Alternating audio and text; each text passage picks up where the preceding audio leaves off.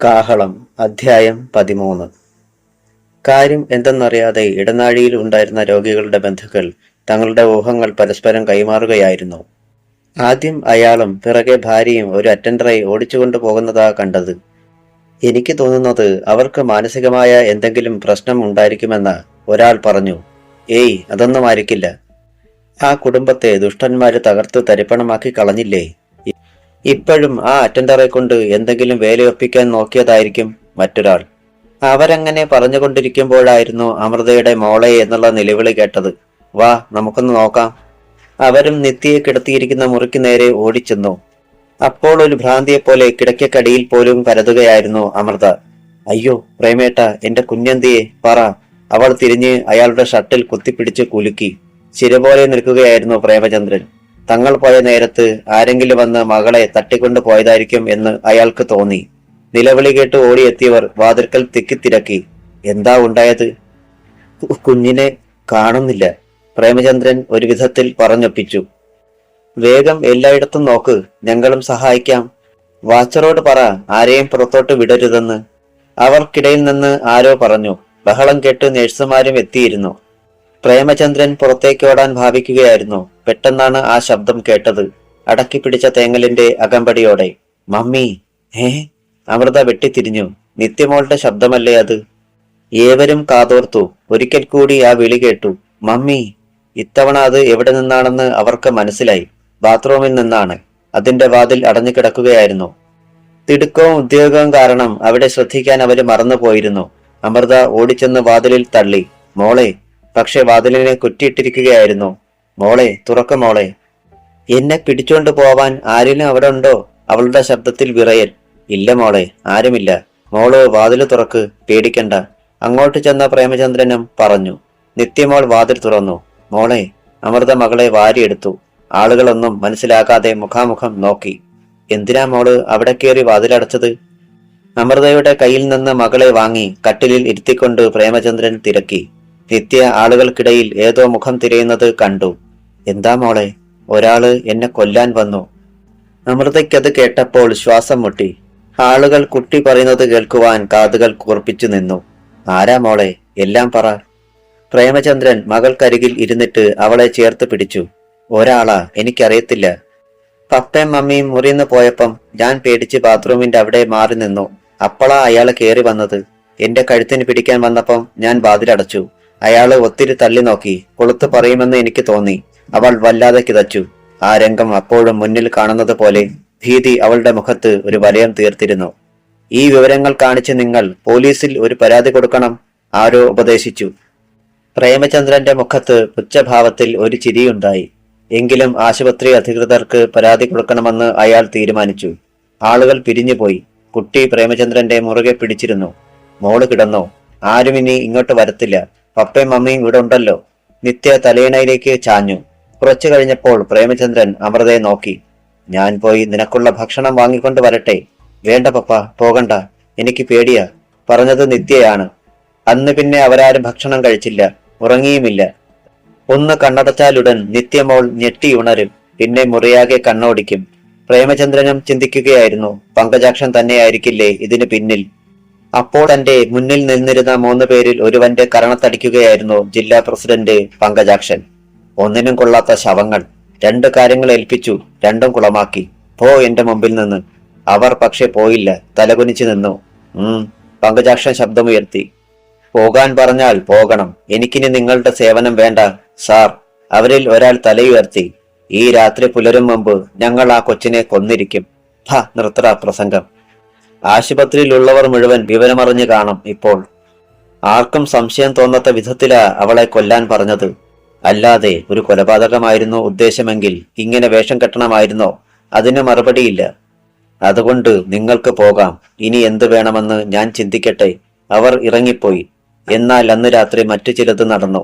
വനിതാ കമ്മീഷന്റെയും മനുഷ്യാവകാശ കമ്മീഷന്റെയും ശ്രമഫലമായി DGP നേരിട്ട് SP വിളിച്ച് ഗോപിനാഥിനെയും വാവച്ചനെയും ഹരിലാലിനെയും അറസ്റ്റ് ചെയ്യാൻ നിർദ്ദേശിച്ചു. SP ആ ദൗത്യം ഏൽപ്പിച്ചത് സർക്കിൾ ഇൻസ്പെക്ടർ അനിരുദ്ധനെയാണ്. രാവിലെ CI SIയെ വിളിച്ചു പറഞ്ഞു ജീപ്പും പോലീസും ഒരുങ്ങി നിൽക്കാൻ. പക്ഷേ ദൗത്യം എന്താണെന്ന് പറഞ്ഞില്ല. 9 മണിയോടെ സിഐയുടെ നേതൃത്വത്തിൽ രമേശ് ചന്ദ്രനും സത്യപാലനും അടങ്ങുന്ന പോലീസ് സംഘം മണപ്പള്ളിയിലെത്തിയപ്പോൾ എസ്ഐയുടെ നെറ്റി ചുളിഞ്ഞു. എന്തിനാവും സിഐ സാറ് ഇവിടേക്ക് വന്നത്? ഗോപിനാഥും ഹരിലാലും വാവച്ചനും അപ്പോൾ അടുത്ത മാസം നടക്കാൻ പോകുന്ന പാർട്ടിയുടെ യുവജന സമ്മേളനത്തെക്കുറിച്ച് ചർച്ച ചെയ്യാനായി പാർട്ടി ഓഫീസിൽ എത്തിയതേ ഉള്ളായിരുന്നു. മിനിറ്റുകൾക്കുള്ളിൽ പോലീസ് ജീപ്പ് അവിടെ ബ്രേക്കിട്ടു. ഏതാണ്ട് 25ഓളം യുവ മെമ്പർമാരും അവിടെ ഉണ്ടായിരുന്നു. ഇറങ്ങ്, രമേശ് ചന്ദ്രനോട് മറ്റുമായി അനിരുദ്ധൻ പറഞ്ഞു. ചുളിഞ്ഞ നെറ്റിയോടെയാണ് അവർ ഇറങ്ങിയത്. സാർ, പാർട്ടി ഓഫീസിൽ ഗോപിനാഥ്, വാവച്ചൻ, ഹരിലാൽ എന്നിവർ ഉണ്ടാവും. അവരെ ഇങ്ങ് പൊക്കിക്കോ. ഞെട്ടിപ്പോയി രമേശ് ചന്ദ്രൻ. സാർ, അത് ഭരണകക്ഷിയിൽ പെട്ടവരാണ് അവർ. അതിന് വ്യക്തമായ ഒരു ഉത്തരം നൽകാനായില്ല രമേശ് ചന്ദ്രന്. അയാൾ ASI സത്യപാലനെയും കൂട്ടി പാർട്ടി ഓഫീസിലേക്ക് നടന്നു. അപ്പോൾ ഞാൻ പറഞ്ഞു വരുന്നത് ഇതാണ്. ഇതുപോലെയുള്ള സമ്മേളനങ്ങളും ഭരണവും ഉള്ളപ്പോൾ മാത്രമേ നമുക്ക് അറിഞ്ഞെന്ന് പിരിക്കാൻ പറ്റത്തുള്ളൂ. പറ്റില്ലെന്ന് ആരെങ്കിലും പറഞ്ഞാൽ അവന്റെ പേര് നോട്ട് ചെയ്തേക്കണം. സംസ്ഥാന സമ്മേളനത്തിന് കുറഞ്ഞത് 5 ബസ്സെങ്കിലും നമുക്കിവിടുന്നുണ്ടാവും. അണികളോട് പറയുകയായിരുന്നു ഗോപിനാഥ്. അതിനിടെയാണ് മുഖം ഉയർത്തി നോക്കിയതും പോലീസിനെ കണ്ടതും. എന്നാൽ അക്കൂട്ടത്തിൽ രമേശ് ചന്ദ്രനെ കണ്ടപ്പോൾ അവനൊന്ന് ചിരിച്ചു. അപ്പോഴേക്കും വാവച്ചനും ഹരിലാലും ഇറങ്ങിച്ചെന്നു. എന്താ സാർ ഇവിടെ? ഒരു പ്രശ്നമുണ്ട്. ഗോപിനാഥിനെ കൂടി വിളിക്ക്. അവർ അവനെയും വിളിച്ചിറക്കി. ജീപ്പിലിരുന്ന് അനിരുദ്ധൻ എല്ലാം കാണുന്നുണ്ടായിരുന്നു. നിങ്ങളെ കസ്റ്റഡിയിലെടുക്കാനാ മുകളിൽ നിന്നുള്ള ഉത്തരവ്, SI അവരോട് പറഞ്ഞു. അതൊന്നും നടക്കത്തില്ല സാറേ. ആദ്യം പ്രതികരിച്ചത് ഹരിലാലാണ്. ഞാൻ പറയുന്നതൊന്ന് കേൾക്ക് ഹരി. CA അദ്ദേഹം കൂടെയുള്ളത് കൊണ്ട് ഞങ്ങൾക്ക് നിങ്ങളെ കൊണ്ടുപോകാതിരിക്കാനാവില്ല. മൂവർക്കും അപകടം ബോധ്യമായി. അവർ പെട്ടെന്ന് അണികൾക്ക് കണ്ണുകൾ കൊണ്ട് നിർദ്ദേശം നൽകി.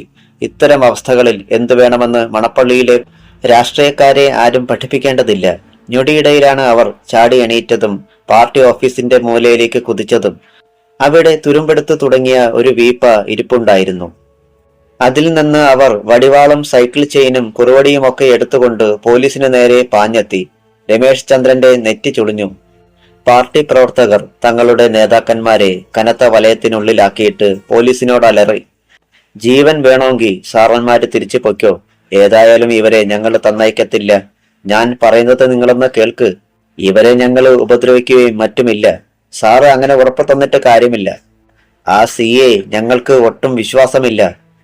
അത് നേരായിരുന്നു. പ്രത്യേകിച്ച് ഒരു രാഷ്ട്രീയക്കാരനോടും കൂറുള്ള ആളല്ല അനിരുദ്ധൻ. കുറ്റവാളികളെ കയ്യിൽ കെട്ടിയാൽ നിർദാക്ഷിണ്യം പെരുമാറുകയും ചെയ്യും. എന്തു വേണമെന്നറിയാതെ രമേശ് ചന്ദ്രൻ ഒന്ന് പരുങ്ങി. ഒരു സംഘർഷത്തിലൂടെ അല്ലാതെ ഇവരെ അറസ്റ്റ് ചെയ്യാനാവില്ല.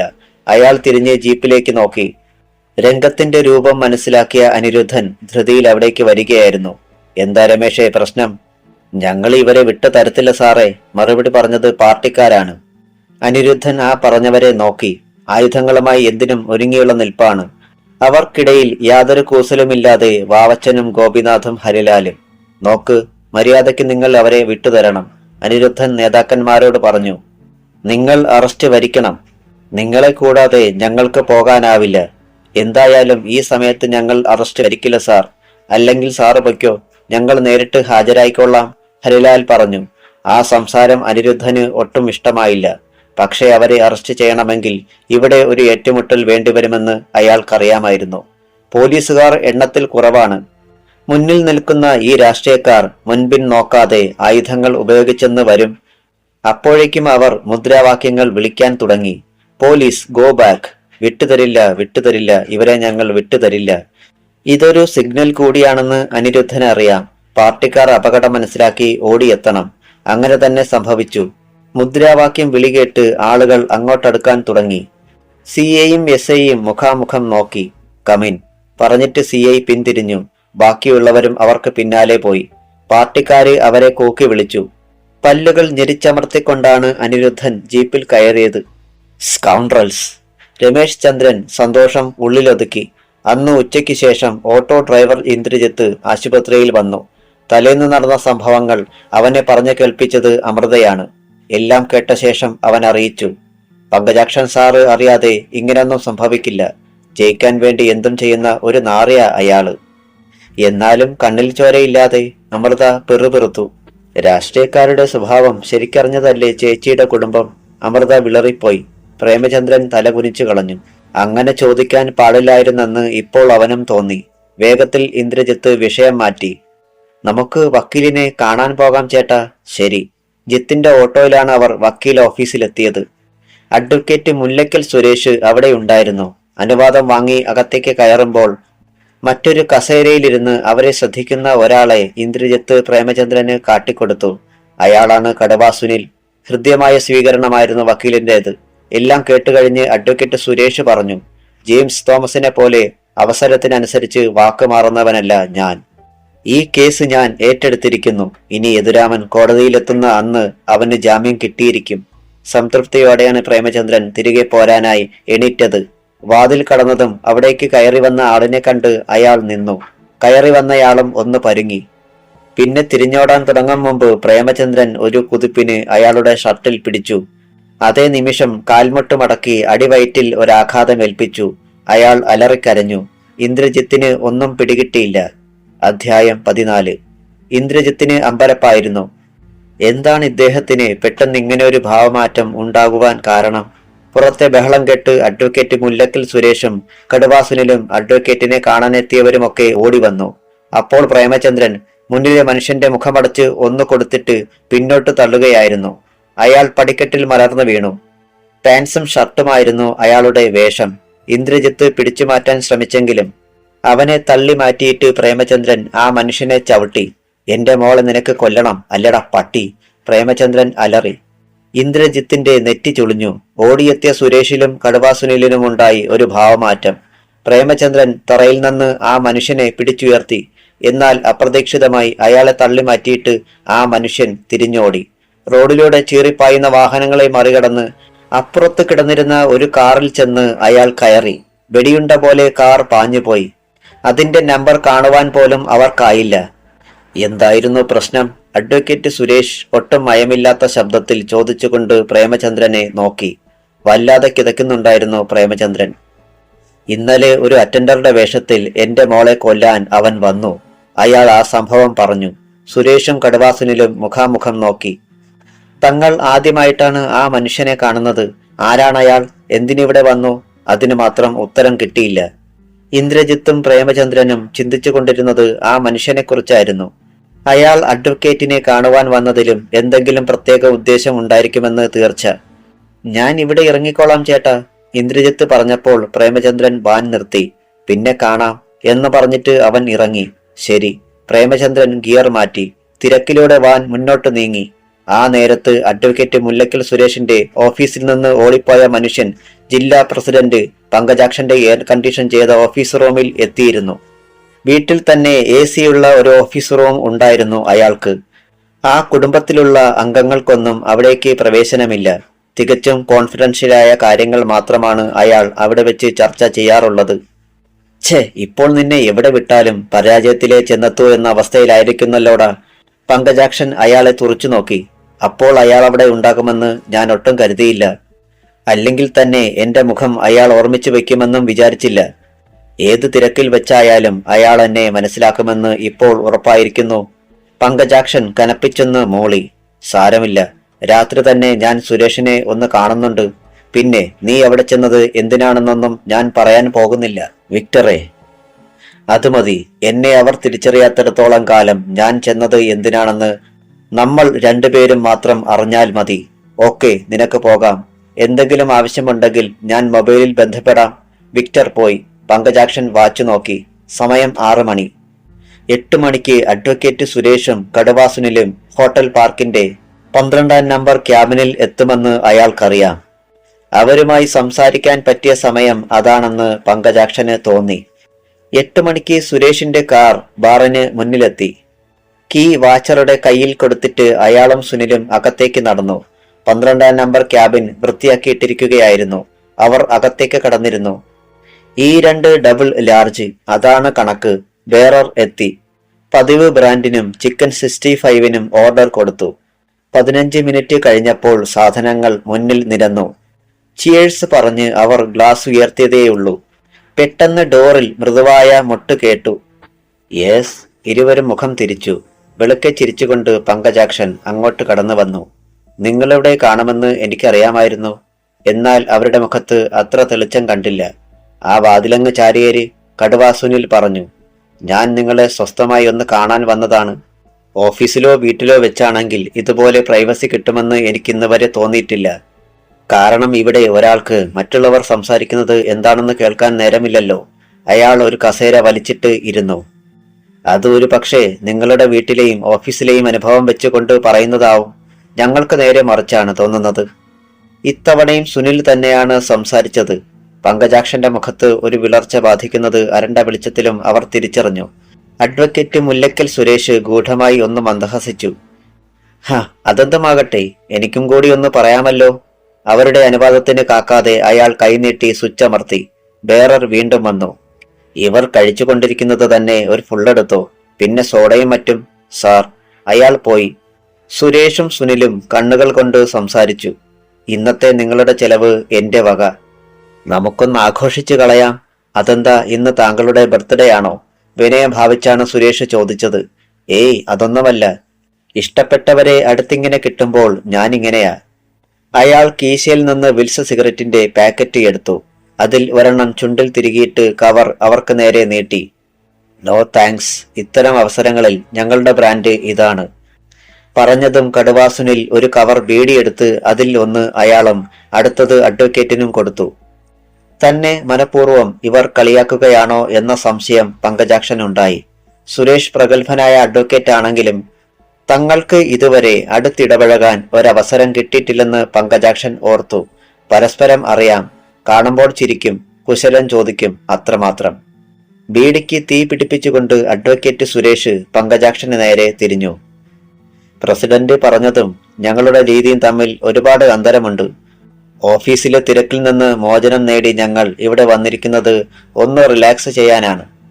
ആ സമയം തന്നെ സ്വസ്ഥമായ ഞങ്ങളോട് സംസാരിക്കാൻ താങ്കൾ വന്നത് ഞങ്ങളുടെ കാര്യങ്ങൾ അറിയാതെയായിരിക്കും എന്ന് ഞാൻ ഊഹിക്കുന്നു. പിന്നെ മറ്റൊന്ന്, 2 ഡബിൾ ലാർജിനപ്പുറം ഒരു തുള്ളി പോലും ഞങ്ങൾ കഴിക്കാറില്ല. അതിപ്പോ ഞങ്ങളുടെ മുന്നിലുണ്ട് താനും. പങ്കജാക്ഷൻ വല്ലാതെ പരിങ്ങിപ്പോയി. അപ്പോൾ സുനിൽ ബാക്കി പറഞ്ഞു. ഒഴിച്ചുകൂടാൻ പറ്റാത്ത ഏതെങ്കിലും പാർട്ടിയിൽ മാത്രമേ ഞങ്ങൾ ഓസിന് കഴിക്കാറുള്ളൂ. അല്ലെങ്കിൽ അത് ഞങ്ങളുടെ കരിയറിനെ ബാധിക്കുമെന്ന് ഞങ്ങൾക്കറിയാം. വാതിൽ തുറന്ന് ബേറർ പങ്കജാക്ഷൻ ഓർഡർ ചെയ്തവയെല്ലാം കൊണ്ടുവന്ന് മേശപ്പുറത്ത് വെച്ചു. അവൻ പോയ ശേഷം ഒരു ദീർഘനിശ്വാസത്തോടെ പങ്കജാക്ഷൻ തിരക്കി. അപ്പോൾ ഇതെല്ലാം വാങ്ങിയത് വെറുതെയായി അല്ലേ? അല്ലല്ലോ. അഡ്വക്കേറ്റ് സുരേഷ് ബീഡിയുടെ ചാരം ആസ്ട്രയിലേക്ക് തട്ടി. താങ്കൾക്ക് മതിയാവോളം കുടിക്കാം, ബാക്കി പൊതിഞ്ഞുകൊണ്ട് പോവുകയും ചെയ്യാം. പങ്കജാക്ഷന്റെ ഉള്ളിൽ കോപം നുരഞ്ഞു പൊങ്ങുകയായിരുന്നു. എങ്കിലും പണിപ്പെട്ട് അയാൾ അതടക്കി. ഞാൻ ഈ നേരത്ത് വരാൻ പാടില്ലായിരുന്നു എന്നെനിക്ക് തോന്നുന്നു. ആ പറഞ്ഞതിൽ കുറച്ച് കാര്യമുണ്ട്. സുനിൽ ചിരിച്ചു. ഏതായാലും വന്നു പോയില്ലേ. ഓഫീസ് കാര്യമൊഴികെ മറ്റെന്തെങ്കിലും ആണെങ്കിൽ പെട്ടെന്നങ്ങ് പറഞ്ഞാൽ. ഞാൻ അധികം ശല്യപ്പെടുത്തരുതെന്ന് സാരം. അതെ. പങ്കജാക്ഷൻ സുനിലിനെ തറപ്പിച്ചൊന്ന് നോക്കി. പിന്നെ അഡ്വക്കേറ്റ് സുരേഷിനോട് പറഞ്ഞു. ഇന്ന് നിങ്ങൾ പ്രേമചന്ദ്രന്റെ മകൻ യദുരാമന്റെ കേസ് ഏറ്റെടുത്തെന്ന് കേട്ടു. പറഞ്ഞു വരുന്നത് ഔദ്യോഗിക കാര്യമാണല്ലോ പ്രസിഡന്റ്. സുനിലിന്റെ മുന്നറിയിപ്പ് എന്നെ സംബന്ധിച്ച് പേഴ്സണലാണ്. പങ്കജാക്ഷനിൽ അനിഷ്ടം പ്രകടമായി തുടങ്ങി. ഓക്കെ, താങ്കൾ പറഞ്ഞോളൂ. സുരേഷ് ഗ്ലാസ് ഉയർത്തി ഒരിറക്ക് അകത്താക്കി. ഞാൻ പറയുന്നത് ഇതാണ്. മണപ്പള്ളിയിൽ ഒറ്റയാളിന് പോലും ഇഷ്ടമല്ലാത്ത ഒരു കുടുംബമാണ് പ്രേമചന്ദ്രന്റേത്. അഡ്വക്കേറ്റ് ജെയിംസ് തോമസ് വിട്ടുകളഞ്ഞ കേസായത്. അതുകൊണ്ട് അയാളെ പൂർത്തിയാക്കാൻ സമ്മതിക്കാതെ സുനിൽ പറഞ്ഞു. ക്ഷമിക്കണം പ്രസിഡന്റെ. അഡ്വക്കേറ്റ് സുരേഷ് ഒരു കേസ് ഏറ്റെടുത്തു കഴിഞ്ഞാൽ അതിൽ നിന്ന് പിന്മാറാൻ ബുദ്ധിമുട്ടാണ്. ഒരു കേസ് ഏറ്റെടുക്കുമ്പോൾ വാദിയുടെയും പ്രതിയുടെയും സോഷ്യൽ സ്റ്റാറ്റസ് ഞങ്ങൾ നോക്കാറില്ല. മാത്രവുമല്ല, പ്രസിഡന്റിന് കേസിന്മേലുള്ള സ്പെഷ്യൽ ഇൻട്രസ്റ്റ് ഞങ്ങൾക്ക് മനസ്സിലാകുന്നുമില്ല. ഇനി അടക്കി നിർത്താൻ കഴിയുമായിരുന്നില്ല പങ്കജാക്ഷന്. ചുവപ്പ് കലർന്ന അരണ്ട വെളിച്ചം ആ കണ്ണുകളെ കൂടുതൽ ചുവപ്പിച്ചു. ഇതൊക്കെ ചോദിക്കാനും പറയാനും നീ ആരടാ? അയാളുടെ ഒച്ച ഉയർന്നു. ഞാൻ സംസാരിക്കുന്നത് നിന്നോടല്ല, വക്കീലിനോടാണ്. ഗുണ്ടാപ്പണി ചെയ്യുന്നവൻ അത് മാത്രം മതി. എന്തു പറഞ്ഞടാ നീ? സുനിൽ ചാടി എണീറ്റ് കടുവയെപ്പോലെ ഗർജിച്ചുകൊണ്ട് അയാളെ പിടിച്ചുയർത്തി. ഒപ്പം അയാൾ വാങ്ങിവെച്ചിരുന്ന മദ്യക്കുപ്പിയെടുത്ത് ആ ശിരസിന് നേരെ ഓങ്ങി. സുനിലെ, വേണ്ട. അഡ്വക്കേറ്റ് സുരേഷ് ഇടപെട്ടു. പിന്നെ പങ്കജാക്ഷന് നേരെ തിരിഞ്ഞു. സുനിൽ എന്തു പണി ചെയ്യുന്നുവെന്ന് തന്നെയൊന്ന് ബോധ്യപ്പെടുത്തേണ്ട കാര്യമില്ല. ഊച്ചാളി രാഷ്ട്രീയക്കാരന്റെ കളി ഞങ്ങളോട് വേണ്ട, തനിക്ക് പോകാം.